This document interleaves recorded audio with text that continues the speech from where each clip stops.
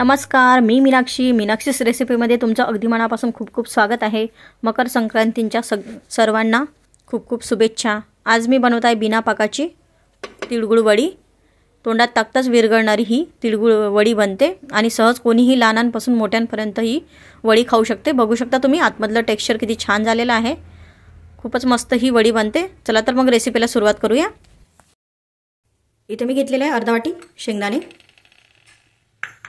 आणि नंतर घेतलेला आहे 1 वाटी तीळ, 2 विलायची आणि 1 जायफळचा तुकडा आणि 1.5 वाटी गूळ घेतलेला आहे।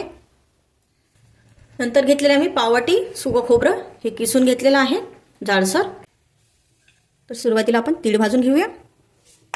तर बघा पॅन ठेवलेला आहे गॅसवरती।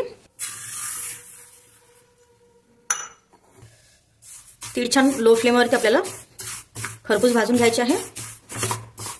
जोपर्यंत तिळाचा आवाज येत नाही तोपर्यंत आपल्याला भाजून घ्यायचे आहे।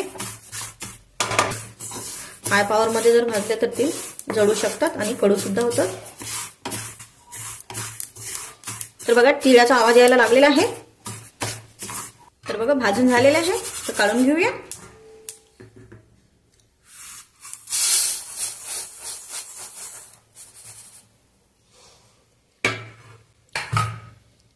नंतर भाजूया शेंगदाणे।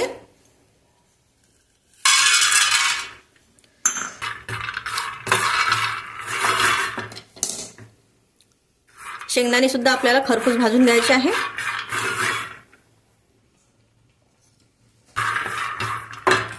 तर बघा शेंगदाणे सुद्धा छान भाजलेले आहे, छान फुटलेले आहे। तर हे सुद्धा आपण प्लेटमध्ये काढून घेऊया।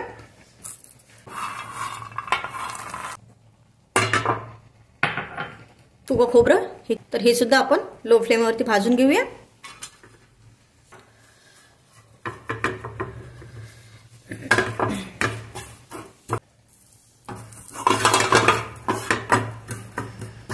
तर बघा सुकं खोबरं सुद्धा भाजलेलं आहे। तर काढून घेऊया। हे भाजलेलं सर्व साहित्य आपण थंड करून घेऊया। तोपर्यंत समोरची तयारी करूया। तर बघा इथे मी घेतलेला एक केक टीन, तुम्ही ताट सुद्धा घेऊ शकता। तर मी इथे केक टीन वापरलेला आहे। थोडंसं आपण तूप लावून ग्रीस करून घेऊया, जेणेकरून आपली तिळाची वडी चिकटणार नाही आणि छान निघेल।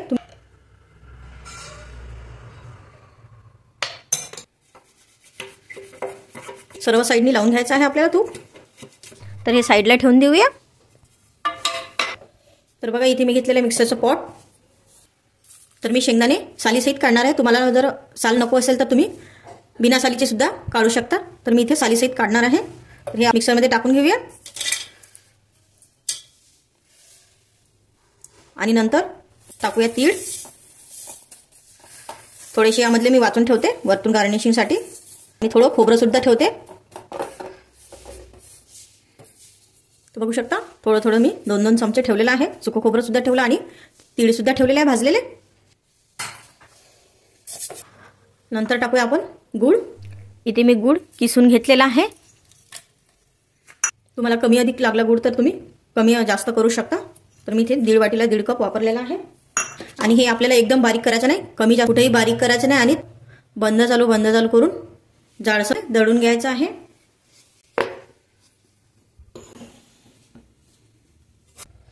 तर बघा जाडसर दळून घेतलेला आहे।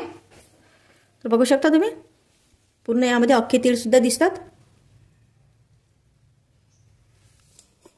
तर बघा सेम पॅन मी गॅसवरती ठेवलेला आहे। पॅन मध्ये टाकून घेऊया 1 चमचा तूप। पॅनला तूप सर्व साइडनी फिरवून घेऊया, जेणेकरून आपलं सारण चिकटणार नाही।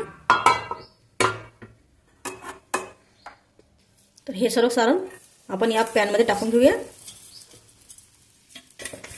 तर बघा किती छान असं भगर भगर झालेलं आहे आपले सारण। असंच हवं आपल्याला। शेंगदाण्याचे दाणे सुद्धा दिसत आहे आणि तीळ सुद्धा अख्खे दिसत आहे यामध्ये। तर असंच सारण लागते आपल्याला।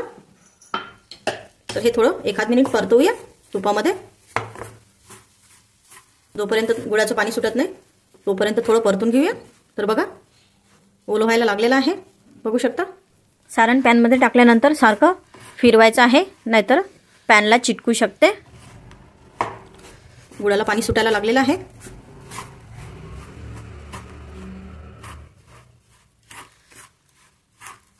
तर बघा जायफळ आणि विलायची मी कुटून घेतलेली आहे, हे सुद्धा आपण यामध्ये टाकून घेऊया.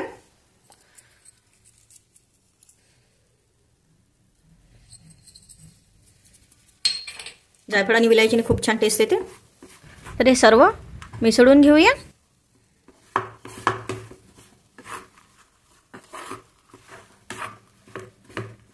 तर बघा 1 मिनिट झालेला आहे. आपलं सारण सुद्धा छान ओलं झालेलं आहे. तर यामध्ये टाकूया आपण छोट्या चमच्याने टाकूया 2 चमचे पाणी.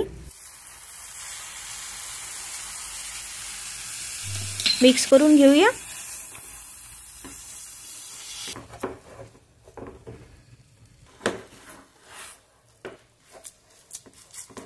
तर बघा 2 मिनिट झालेले आहे. तर छान गुळाचं पाणी सुटलेलं आहे. तर सारण छान ओलं झालेलं आहे. तर जास्त आपल्याला शिजवायचं नाही. जास्त जर शिजवलं तर वडी आपली कडक होऊ शकते आणि कोरडंसुद्धा पडू शकते. त्यासाठी आपल्याला तर बघू शकता तुम्ही. तर सारणाचा गोळा व्हायला लागला की आपल्याला गॅस बंद करून घ्यायचा आहे. गोळा व्हायला लागलेला आहे. गॅस बंद करून घेऊया. तूप लावलेल्या टीनमध्ये टाकून घेऊया. तर हे पूर्ण सारण आपण पसरवून घेऊया टीनमध्ये छान लेवलमध्ये.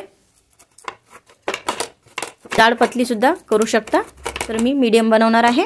तर छान स्पॅच्युल्याने आपल्याला सेट करून घ्यायचं आहे. तर बघा प्लेन करून घेतलेलं आहे. तर वरतून आपण गार्निशिंग करून घेऊया. तीळ आणि सुकं खोबरं आपण वडीवरती टाकून घेऊया. दाबून घेऊया जेणेकरून सुकं खोबरं पडणार नाही आणि तीळसुद्धा. तर बघा सेट करण्यासाठी आपण 20 ते 25 मिनिटं ठेवून देऊया. तुम्ही फ्रीजमध्ये सुद्धा ठेवू शकता. तर बघा वड्या सेट झालेल्या आहे.